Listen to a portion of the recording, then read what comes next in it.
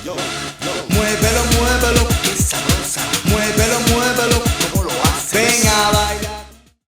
Hey guys, so some of you know my setup. I've got hardwired power that comes up through the stem, RAM ball, RAM mount to another RAM mount ball B.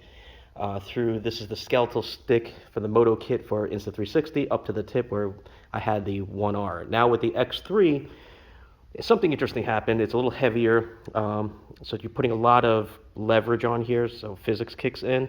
And so what happened here is we actually had a failure at this joint. You can actually see it's cracked there, so that's no good. I'm not going to wait for it to break, so I'm going to change this all out to RAM ball, RAM mount, B balls, and another stem to give it some better stability. All right, here's the update. So now it's up from the RAM ball B mount. We got the RAM mount stick, then another RAM mount stick with the dual ball joint adapter, and then the 1/4-inch RAM ball to the Insta360 cage. And so also have the what do you call it?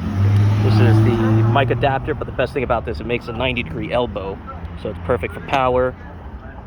And then that power goes down over here, and it's hardwired to there, and then the other USB goes into my helmet to the GoPro Session 5, and this is a magnetic power mount, so this way that if I ever forget to unplug it, it's not going to break the USB-C port, and of course Carter bolt.